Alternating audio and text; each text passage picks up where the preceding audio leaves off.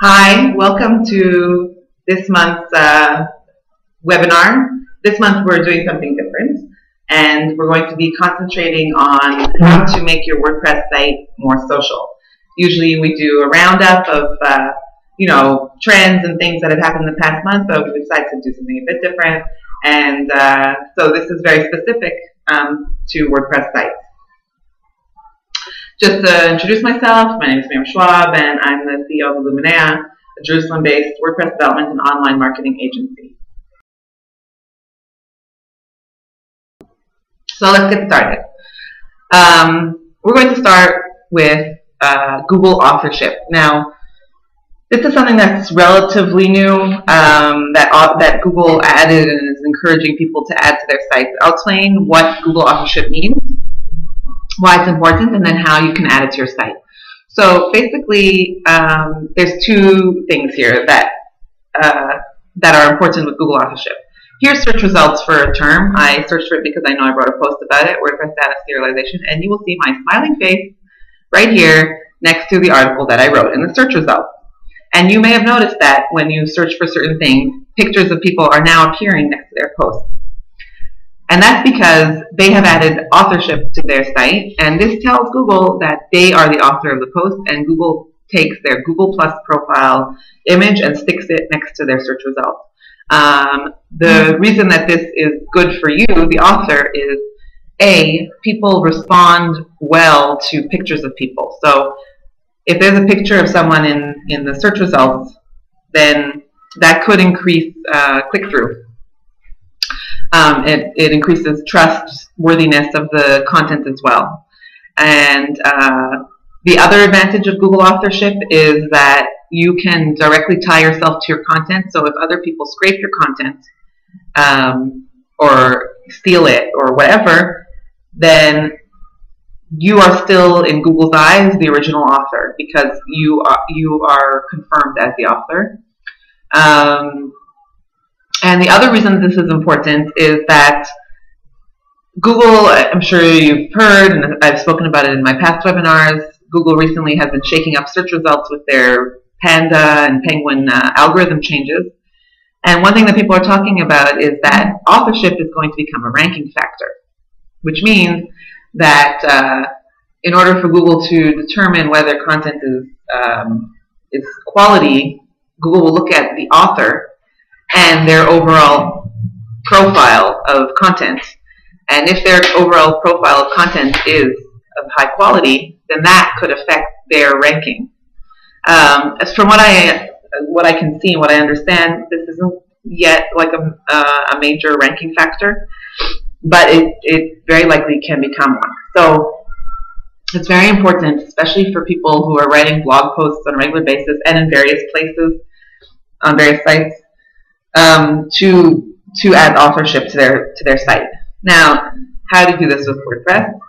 We'll go through the steps. First of all, you must have a Google Plus profile. The only way to add authorship is with a Google Plus profile. So if you don't have one, set it up. If you have Gmail or any other kind of Google service, then you've already kind of got Google Plus. You have to activate it, or you just have to realize that it's there. If you don't, then go in and create it. Even if you're just creating it for this, create it. You don't have to post on it or anything like that. I mean, it's a good idea to post on it, but if you don't feel like posting on yet another social network, that's fine. But you need this profile in order to create your authorship. So basically, you go into Google Plus. When you first click into Google Plus, from the toolbar, you get to a main page, but that's not the page you want. You want to go to your profile page, which is here in the sidebar, here under Home. And then on your profile page, there's a link to edit profile. So you click on that. And then you'll get to a page with all sorts of settings, like your email address and all this kind of stuff. And you have a place called Contributor To. This is where you add sites that you are writing for or have written for. And when you click on it, it's a very nice interface. It's, you click on it and then it opens up and you can edit it like this. So you see I've got two links here, and I can add a label for another site. Let's say I write on miriamschwab.com blog, and then put in the URL. it doesn't exist. There's no site there. And then that's it. I've added another link to a site. So for people in Israel, a lot of people blog for a site called Times of Israel. I would add that now as one of the sites that you contribute to. I don't think on their end they've implemented Google authorship yet, but they definitely should, and someone should talk to them about it. And it's not a big deal thanks to the following plugin, WordPress SEO by Yoast. A lot of this presentation is going to surround this particular plugin because it really does everything that you could possibly want in order to optimize your site for SEO and social. People aren't always aware. People aren't always aware that this site, this plugin, which is called SEO plugin, actually has so much more to it. And Yoast is so on top of things that whenever there's a new social technical integration that's important to happen, he adds it to his plugin and he updates it. So you may see a lot of posts about my favorite WordPress plugins, and everyone talks about one called All-in-One SEO. That was a really awesome plugin for a very long time because it was really the best one out there for optimizing your site for SEO. But everyone should be migrating to Yoast SEO plugin. And he even has a tool to make it easy for you because let's say you've had a site for a while, you've added meta descriptions with, let's say, all-in-one SEO and all this kind of stuff, and different title information, and that's a pain to lose or redo. You can import that information into this plugin. So WordPress SEO, and it's free, and it's awesome. So how does this help you add Google authorship? Really easily. Once you've activated the WordPress SEO plugin, which, by the way, to find it, all you have to do is search in the plugin directory, either in the backend of your site or in the plugin directory itself. You search for the term WordPress SEO, his is the first result. Once you've activated it, it adds on your user profile page this field. So in WordPress, you have the user profile area, and every user has, you know, an email address and username and password. And there's these fields where they can add extra information about themselves. Now, a lot of them are so outdated, you can't help but wonder why they're still here, like AIM and Yahoo IM and Jabber. What is Jabber even? But Yoast plugin adds another field for Google+. So what you do is you copy your URL of your profile. Again, that's the link when you click through to the profile link, not the home one. When you first go into Google+, it's like Facebook.com. It's like your newsfeed. That's not what you want. You want your profile, your actual profile page. You copy the link from your browser and you paste it in here. Click Save, and it is done.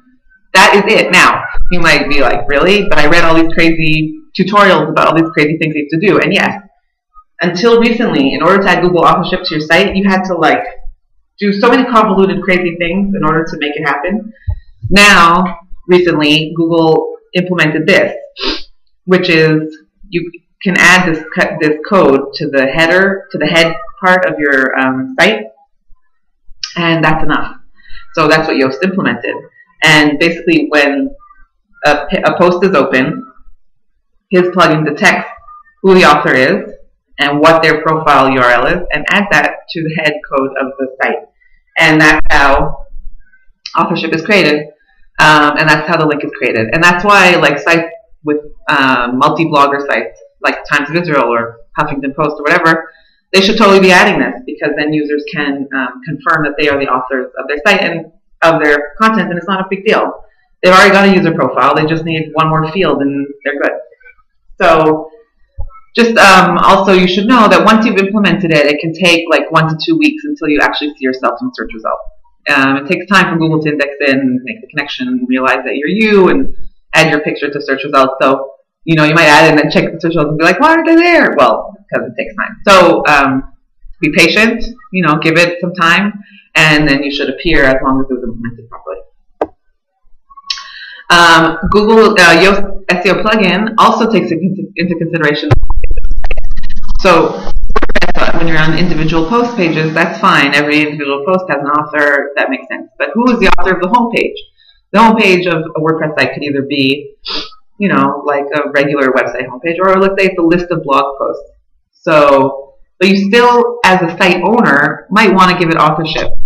So let's say whoever owns the Times of Israel, let's say David Horowitz, he could be the author of the site's homepage, or a company's CEO or whatever. So Yoast took that into consideration, and if you go into his plugin, click on Titles and Meta, and then the Home tab, you'll see an author metadata area, and it's a drop down with all the users on the site, and you can choose which one you want to be registered as the author of the blog's homepage or the site's homepage.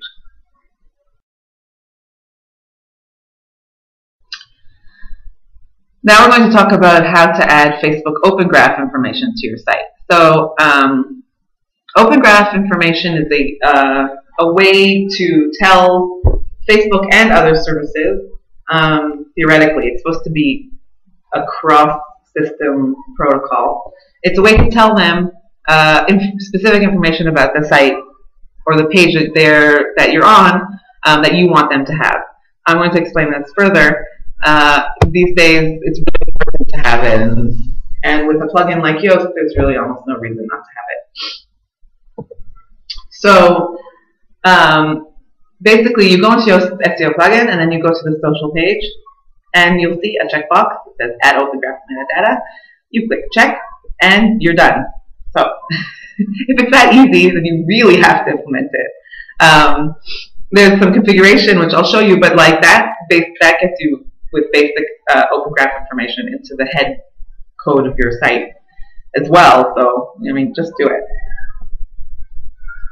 Once you've implemented it, you can also control it on a per-page basis. Basically, what it does, so now I'll go into more depth explaining what it adds. Basically, if you've ever shared a piece of content on Facebook, when you enter the link into the status update or you click share or whatever, Facebook opens a window and or like an area, and you'll always have some kind of picture thumbnail and a title and a description. So where does Facebook get that information from? Also, you might have noticed that when you share that information, sometimes the images are not useful. Let's say it's a bunch of ads rather than the actual image connected to the post. And the description is also pulled from somewhere, and it's like this weird thing that's not useful. So you as the user can edit it. You cannot choose a picture that's not available in the WordPress in the Facebook window. So if a normal picture isn't there, then you might just end up saying, you know, no picture, rather than choosing an ad. You as the site owner can control what appears as the title and the description and the image. And you can control it with Yoast SEO plugin. Once you've implemented Open Graph across the site, the plugin will automatically pull in to the Open Graph information the following: your title of the post. If you've entered an SEO title with his plugin, and I'm not getting into SEO now, but you can enter a different type of title for SEO, that will become the title for sharing on Facebook. If you've entered a meta description, if you don't have a meta description, it pulls in like the first X number of characters from the post. If you do a meta description that you've particularly structured, that is the meta description for SEO and for Facebook. But on a per post basis, you can write your own Facebook description. If you think that something else will work better on Facebook, then you can come here, click on the social tab. This is on an individual post edit page. Under the content, this whole area gets added for Yoast plugin once you've implemented it, once you've activated it. And you can write in here whatever Facebook description you want. And you'll see here also, getting back to Google+, you can have a special description for Google+ users. So you can control this on a per page basis. You can also tell the plugin which image to use. So WordPress has a featured image area for posts. You can put an image there, and that is the image. Or alternately, if you've added images to your post, then those are all available as images for the users to choose. So that's really great as well. So you can control the images and limit it to real useful images for your users when they share your content. Also, Yoast has taken into consideration the home page. That's all nice and well on a particular post page, but what if someone shares my home page? What image is going to be there? What description? So this is for our blog about WordPress called WordPress Garage. So for the front page, we've chosen that we want, the WordPress Garage logo to be the image that represents the home page. We can't assume that that's the image that will get found by Facebook. So we're telling Facebook this is the image that we want, and the description of that image is WordPress Garage logo. Sorry, that is not what it should be. It actually should be a normal description about what the site is. I have to change that. I don't know why I didn't realize that. And then default settings. This is for across the site. So I've activated opengraph data. I've activated an image for the home page. But let's say I wrote a post and I didn't add an image. So what image do I want the Facebook to use for an image for a post that doesn't have an image specifically set for it?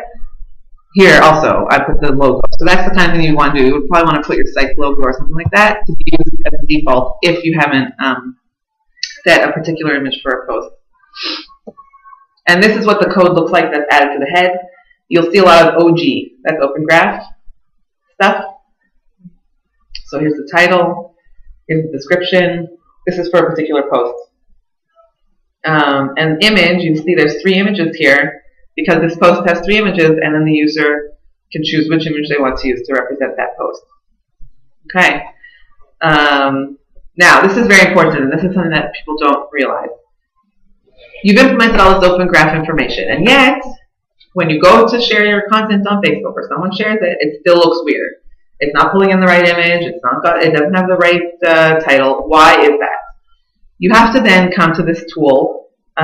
This will be online. This is the linked image called the Facebook Debugger. You can also find it by searching for Facebook Debugger. And you enter in the URL of the page or the site, or the homepage for the site that you want to check. Now, debugging means you're checking its technical soundness, right? So people don't realize what this tool also does. It doesn't just check if you added open graph data in the right way. It also is checking. It also refreshes Facebook's cache. Facebook saves, bits of information about all sorts of pages, and rather than load it every time someone shares, it just uses what it's got saved. So unless you tell Google time to refresh your cache, I've got new information that I want you to use, it won't. So you have to go here and enter in your site's URL just for that point, not even to see necessarily if the open graph data was added properly, which you should be checking anyways, but to tell Facebook to refresh their information. So I've entered in wpgarage.com. This is the kind of report that this tool then gives me. Now this is a good report. There's no red, no things missing or anything like that. One thing that's important to look out for here is it's possible to easily implement 2 plugins that are both adding Facebook open graph information to the head of your site. People do that a lot because they don't realize. Some plugins try to add extra functionality, so they add that as well, and then you've got it adding twice. So Facebook will tell you that you've got the information being added twice. Other than that, you can see all the header information and the site name and the description of the site, that kind of stuff. And that's it. So this is okay. So this is important to do after you've implemented Open Graph on your site, to just check that it's working and to tell Facebook that you've got new information.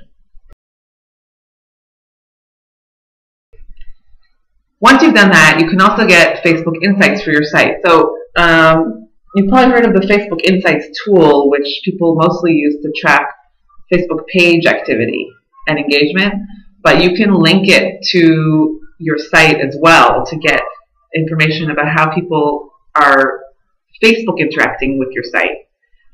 And yet again, Yoast comes to the rescue and makes it really, really easy to do. So when you're on the SEO social page, we check the Open Graph metadata box. Right under it is a place where you can add a Facebook admin. So a Facebook admin is basically your Facebook profile. And when you click on this link, if you need to be logged into Facebook if you're not allowed to log in, then it will do something like this, currently connected Facebook admin. And then that means that in my Facebook profile, if I go to Facebook Insights, I can now see Facebook Insight information for this particular site. You can add other Facebook admins, someone else who uses the site or writes for the site or manages the site, whatever you want, can come in and with their Facebook login, add themselves also as an admin, and then also get access to Facebook Insight data. So it's more information for you to get about how people are engaging with your site, not just your Facebook page. And you can do that here.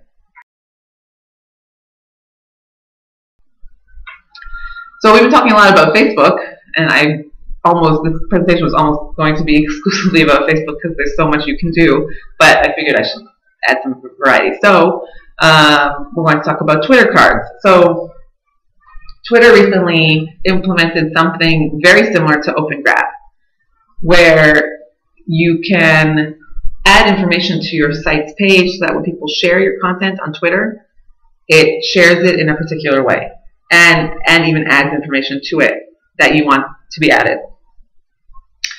Now, why aren't they just using the opengraph protocol, which basically does what they're doing? I don't know, but it's annoying because all these other sites can start adding their own protocols. It's crazy. But in any case, that's how it is right now, and Twitter has their own protocol, and you can add it to your site easily thanks to Yoast. So I'll show you how in a second.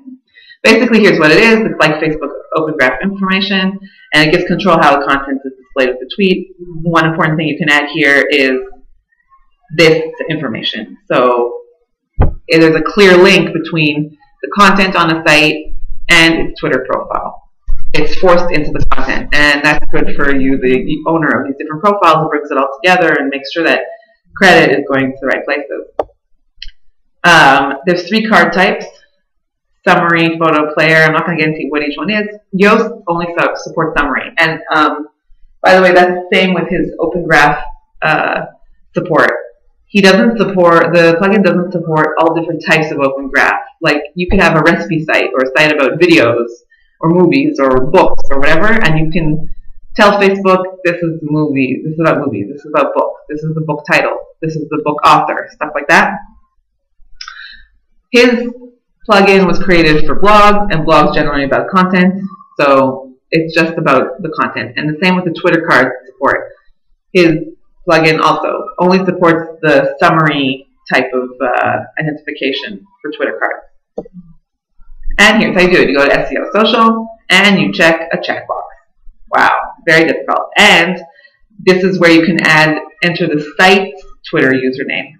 So if a particular site is linked to a particular Twitter profile, you can create that connection right here by adding the Twitter profile username and clicking Save Settings. And then you've created the link between your site and the site's Twitter profile. You can also add a type of authorship Twitter connection. So his plugin also adds another field, Twitter username. And that way, when you're on a particular post, the author's information, the author's Twitter profile is connected to that content as well. And you can see that he added here. This is what the code looks like. You can see Twitter card, Twitter site. So Twitter site, this is the site-wide Twitter profile. Twitter creator, that's my Twitter profile. So you see you get 2 different Twitter profiles connected to the piece of content. Here's the title, here's the description, also pulled from the SEO title, from the SEO meta description, and the URL, etc. So that's how you add Twitter card information to a site. Very easy. A few clicks and you're done.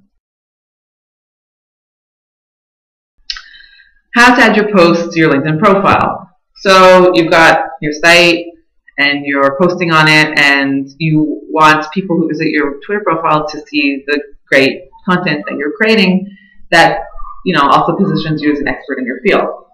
So I'm going to show you 2 ways. So LinkedIn has what's called applications. They're pretty useful. You see, you can also add SlideShare presentations, things like that. These are linked to the page. You have to be logged into LinkedIn. And you get to this page, and you can add these applications to your LinkedIn profile. So there's one called WordPress, and that's the one you would automatically try to use. You click on it. This is kind of how it looks like on your profile. It's installed already. I chose I want to display it on my profile, display it on my LinkedIn homepage. And now I click on Go to Application. And this shows my latest post from the Illuminea blog. I can click on Edit. And this is where I can change the URL. This is where you would add, let's say, a different site information. You can also choose to show all posts on your blog, or you can choose to only show posts that you've tagged with the LinkedIn tag. So if you want to focus certain content for LinkedIn, that's how you would do it. And you click Save, and it gets added to your profile. I'll show you what it looks like.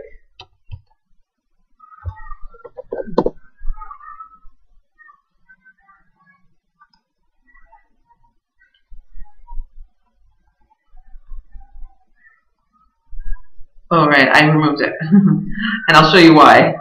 Oh, wait, there it is. No, I didn't remove it. Here it is on my profile. And theoretically, someone who is interested enough in me to scroll down and view it, they will see my latest post. I can't move the position of it. It's just stuck down there. Now, there's another LinkedIn application, which is actually better. This is like pretty much the only situation where Typepad is better than WordPress. And Typepad has created an application called BlogLink. And why is this better?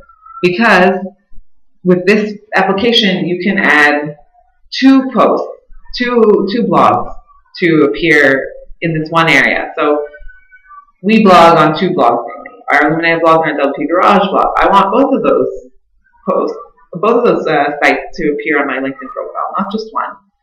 So I can do that with this app. And you go in and you add your links and whatever. Sorry, I didn't show all the details, but you add the 2 blog feeds, and then it just shows in a chronological order all the posts from those 2 blogs. So that way, if you have more than one blog or more than one place where you're writing and you want to make sure that it all appears, you can use this application to do that. Add Twitter follow buttons to your site. So this is something that you can do with Google Plus and LinkedIn as well. Pretty much every social network offers you these buttons that you can add really easily to your site, and that way someone can click on it and follow you right there, or add you to a Google Plus circle, or add you as a connection on LinkedIn. It's a similar idea. I'm just going to talk about the Twitter one now. The advantage of it is, rather than just linking to your Twitter profile and then they click through and then they look and then they follow, one click and they're your follower. So Twitter has a Twitter buttons area under resources where they have a bunch of buttons that you can create. Share and all that kind of stuff. So we're interested in the follow one. It adds your user if you're logged in automatically. You can choose to show the username, large button. Oh, you can't see this in the screenshot. I'll show you.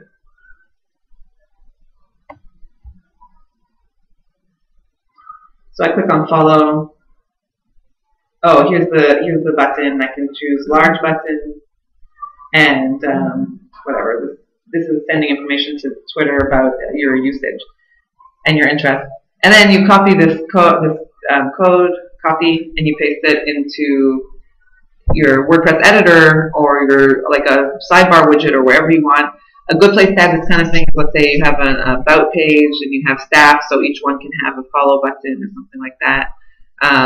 If your site itself has its own Twitter account, then you could put this kind of button at the end of posts or in the sidebar or whatever.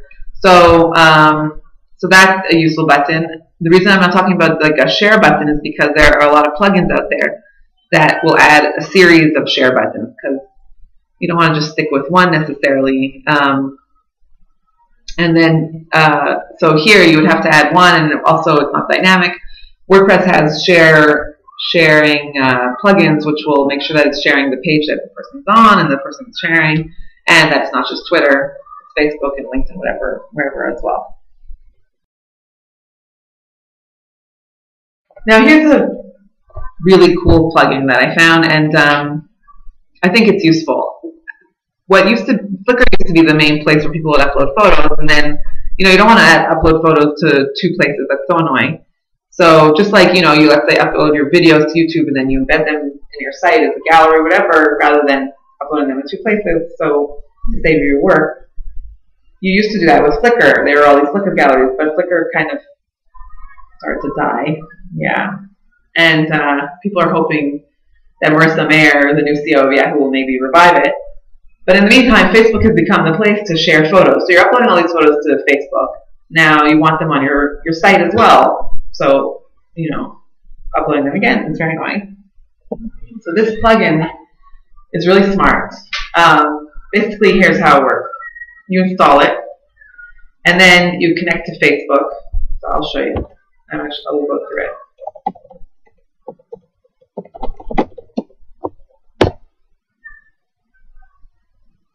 Okay, so Facebook photo. So I'm adding the plugin from the install plugins area.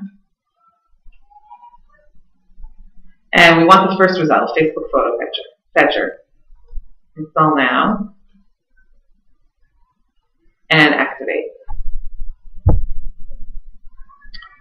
So here it is. And I'm going to go into the settings, which I can get to from the plugins list page or also from under settings, FB photo fetcher. So it's not going to do anything until I've linked it to a Facebook account. So, it's already connected because I hadn't installed it before. I could change the Facebook account, but it's connected to my Facebook account. And then it's telling me that I can get albums from my Facebook account. This is my user ID. It's already entered it in the field. I'm going to search my Facebook account for different albums and see which one I want to add. So here are all the albums. And I can, let's say I choose mobile uploads. So it shows me what it is. There's my mobile uploads album. And I'm like, okay, yeah, that looks like a good album. I'm going to add that to my site. So I'm going to create a new post. Now, this part isn't so user-friendly. Basically, to add the gallery, you need to add this code in the HTML editor, not in the WYSIWYG editor. And you have to change this to the album number. So that's why I'm opening it in 2 tabs, because it's hard to keep track of. Add new post, my mobile uploads Facebook album. And to make my life easier, I'm just going to copy this sample code. And I have to go into the HTML area. It won't work here because it's basically adding HTML. Now I'm going to go back and get that gallery's ID. So here's all my albums. Here's the one I want. I'm going to copy this ID and replace this number with that number. And I'm going to save the draft.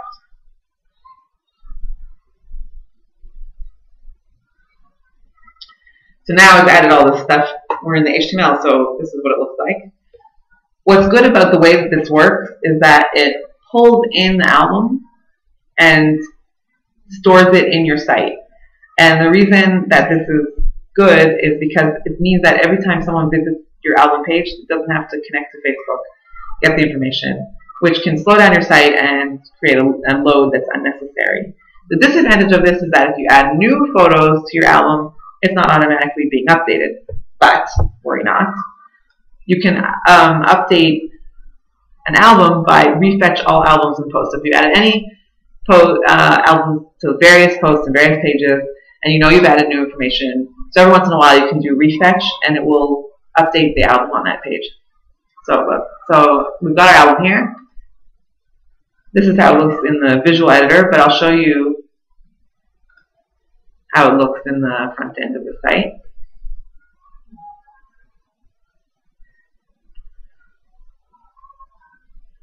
It's a very decent looking album, and it's pulled in the description that I added to each picture when I uploaded it. And it's also got a nice user experience. If I click on one image, it opens it in the Lightbox. and it's got the description, and I can go next, next. It's quite a nice album. Like, you don't feel like you're looking at a Facebook album. It's got some customizations you can do. You can choose how many columns and things like that. It's by adding more information to that tag that we added in the beginning, which once you've saved it is no longer relevant. If I was going to modify the way it looks now, I'd have to delete all of this and do it again by adding that tag. And here it shows you customization here. So if you go to customizing, you can do the number of columns, start showing photos from the given index, like skip some photos, only show up to 5 photos in the album, order, all these different options. So you add these extra parameters. Again, not like, it's a little bit codey, so it might not be for everybody, but it's really flexible and useful if you want to share your Facebook album. And if you're willing to just live with the default appearance of 4 columns, then you're good to go. So that's a very useful plugin that I found recently. And that's what it looks like. So those are all the plugins that I wanted to cover in the presentation, but since we still have some time, I want to show you one more thing. And I'm going to show it to you live as I use it. Facebook themselves recently released a WordPress plugin. They realized that so many publishers are using WordPress platform that they released a unique plugin for WordPress users. And what it does is it adds relatively easily, and it wasn't always so easy to do that, all sorts of Facebook functionality that you used to have to add individually and encode and things like that to your site. So I'm going to show you what it is. So first of all, to install the plugin, you'll see I have it installed here already. You just search for the word Facebook, and it's like the first result. You make sure you're installing the one that was created by Facebook. Also, lucky for all of us, it's version 1.0.2. The first version was problematic, but this one is much better and it seems to work much better. So you go into settings, and basically you have to go through a process where you create a Facebook app. Now that might sound scary. What? Create an app? I'm not a developer. Why am I creating an app? It's really easy. You go to this link. You're basically creating an app for the sake of creating an app. And you go here to create new app. And you just give it a name. So like my site, Facebook, plugin, app, or whatever. And the namespace is something. Oh, this failed. Why? Oh, okay. My site, plugin app. Okay, fine. That works. My site, plugin app. And you don't want free hosting. And you continue. Like, it will tell you if it's all available. I'm sure you're not a robot. I doubt I answered that correctly. When you are doing this for the first time, the plugin shows you all the settings you should have. Because I've already done it, you don't see it, but it tells you like how your plugin app should look. So basically all that information, website with Facebook login, just the dummy site I created for the webinar. You want that and that, which is the same URL. And that's it. Now, once you've created this app, and you've saved it and you've updated it, you get 2 bits of information: the app ID and the app secret, and the app namespace, which is what you entered when you created it. You enter all that in these fields, and then once you've entered that, you're good to go. You need to create that link with Facebook in order to add a lot of the functionality. So you have to do that step. It might seem like something you really don't feel like dealing with, but it's really not that hard because you're not creating a real app. You're just creating an app space almost to create this link. And then once you've added it, you have all these options. Okay, so first of all, social publisher. This allows you to automatically post new content to an author's Facebook timeline and a fan page. So the particular author of a page, of a post, it can go automatically to their Facebook timeline. And you can link it to go to your site's fan page. You can also mention Facebook friends and pages. You know, in Facebook, if you write like someone's name, it becomes a link to them and they get notifications. So you can do that here as well. I didn't click it because what can happen is you can have so many auto-publishing things happening at once that you could lose track. But this is useful if you don't have any way to automatically publish right now. So you would use the social publisher. The like button. So that's the, I'll show you. This stuff. Likes and it's also, it gives you a lot of options. You can choose to also have the send button. You don't have to have it. Show faces of people who have liked it. You might as well do that. There's social proof, you know, happening there. People like to see people who have already done something. The layout, there's different, you know, standard button count, how many people have clicked on it, and stuff like that. The width, you can change. The action can be like or recommend. That's what appears here. You can have it say recommend instead of like. The font you can change, position, you can have it top, bottom, or both. And you can show on all posts and pages, or just all posts, or just all pages, or you can choose on a per post or page basis. So let's say all posts and pages, and you can choose to show on the home page. So those are good options. The problem with the like button being used from this plugin is that, again, Facebook has taken over your site. What about like share on Twitter? What about share on LinkedIn? What about share on anything else? You've already got it taking up the whole space, so that's problematic. The subscribe button lets users subscribe to public updates on Facebook. So, did I implement it here? No. And again, you have a lot of different options. They're very similar. Send button, but let's say the send button is basically this, so you don't need it again. Now, you can have it completely take over your comments. So I'll show you. Why is there no comments here? Oh, because we're on the home page. So I'm in an individual post, and one second. I have another plugin running on the comments. Yeah. I want to show you what Facebook does here. Social deactivate. Okay. So here's my post. And it's got the typical WordPress, you know, comments box. If I choose comments and I save changes,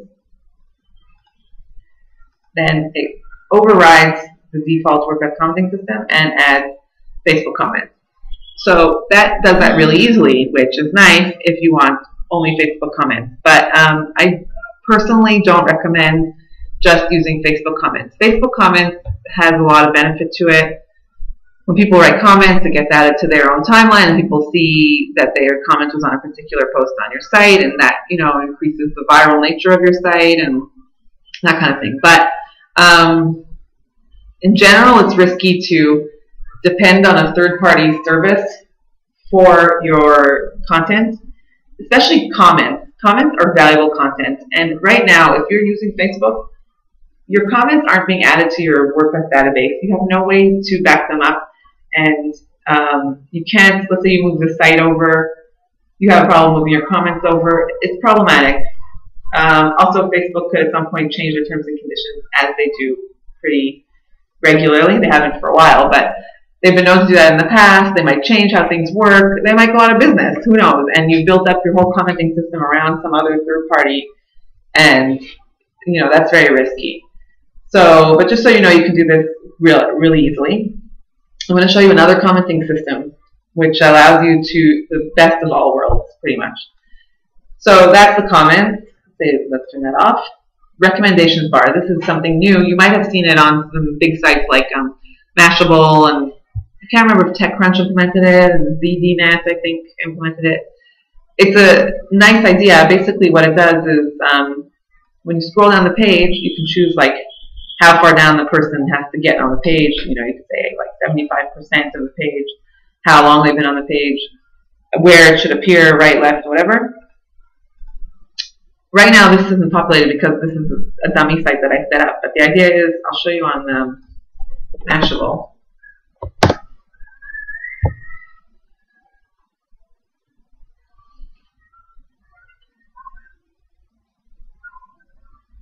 So I'm reading a post on Mashable. It's very fascinating. And as I scroll down,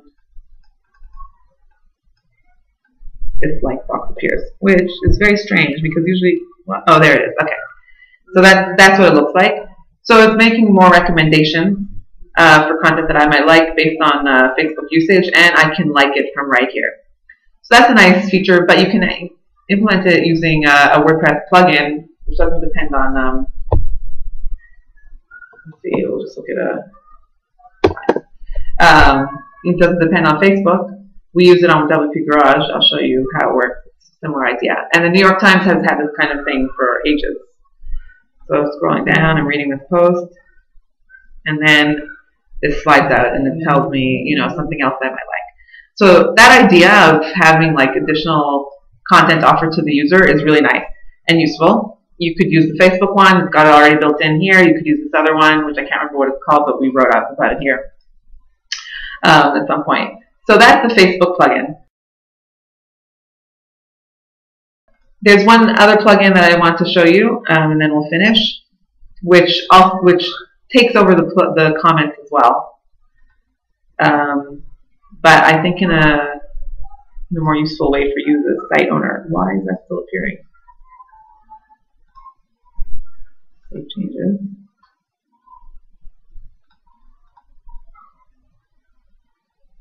Okay, good. So we're back to the regular old comments. Okay. Oh, did you see also the Facebook comments takes over the comments so much that if someone left a comment on your post using the native WordPress commenting system, it just disappears. You can't see it anymore. So it takes over everything. It's a little bit aggressive. So here's another plugin. And it's created by MailChimp, the email service, called Social. And if you just search for Social, you'll find it in the plugins. And make sure you're installing the one that's created by MailChimp. So once you've installed it, you go to Settings, which you can also get to from here under Settings. And you have to implement a certain number of things in order to make it work properly. So basically, first sign in with Twitter. Now, they have a bug, which I will show you now. If you try to sign in with Twitter on the settings page or sign in with Facebook, you get a this is the 404 page. This is the page not found page. It doesn't work here. So you have to go, you can only do it with the plugin right now, and I sent a message to their support, so we'll see what they say. But once I've activated this plugin, like Yoast plugin, it adds stuff to my personal profile page. So here it works. Here I can connect. Okay, but I cannot connect from the settings page, and I don't know why. So, so I've connected here on my own personal profile. I'm going to go back to the main social page. Broadcasting. This plugin also allows you to automatically publish posts from your blog to your social networks. You can have it on or off, so you can do it from here, but here it's not just limited to Facebook like the Facebook one. The post broadcast format, this is kind of like the template. So you say I want to have the title and then the content and then the URL. Twitter at Anywhere. This is this kind of app. You go through a process. It's kind of like creating a Facebook app. And then what it does is if someone, once you've implemented it, you copy this API key in here, and then if someone comments on your post from Twitter, then when someone else hovers over their picture, their Twitter username or their picture, they get the whole Twitter profile information. That's a nice thing. Then there's advanced options, which is collapse by default, but you can open it. So you can choose to use the comment or not. There's comment display. So here you can disable it, and you can disable the broadcasting. I've disabled it over here. fetch new comments. So it theoretically collects like any comments anyone has made about your post via Facebook or Twitter and brings it into your comments as well, which is really useful because these days people are often more inclined to, you know, comment on Twitter like, oh, this is a great post, or check out, you know, this interesting idea on Twitter or Facebook, rather than actually comment on your post. So this way you can at least collect all this stuff, more or less. It doesn't do a perfect job of it, and this stuff is just debugging. So just I want to show you what the commenting system looks like. I want to show you actually when I'm logged out. So hold on, I'm going to show you in Firefox.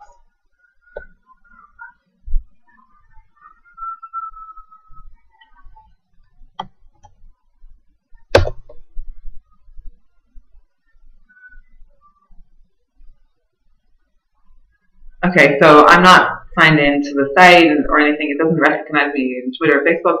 So here I am. I want to leave a comment. So I can leave a comment regularly, or I can sign in here with Facebook or Twitter, and then then I don't have to like enter a name, email, and all that stuff.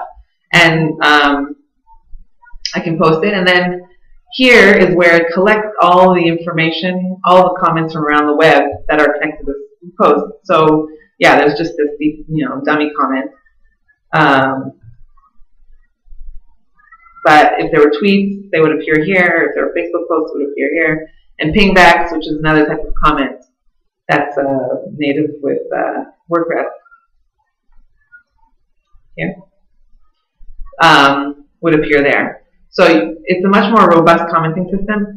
It doesn't work 100%, but the advantages to it are the following. Sign in with Twitter or sign in with Facebook. People like to do that. It's easier than, you know, adding new profile information sometimes. So it authenticates your, oh, no, it doesn't. It also doesn't work. Oh, I can't believe it. I'll just put it up. Theoretically, it authenticates your profile. I'm going to tell them it's not working. And then you get all sorts of comment type of information connected to your post from all across the social web. So that can be very useful as well. Plus, all of this is saved in your WordPress database, so you control the content and you can move it with you. It's created. This plugin creates its own tables, and all the information goes in there, and you own your content, which is, in my opinion, very important. So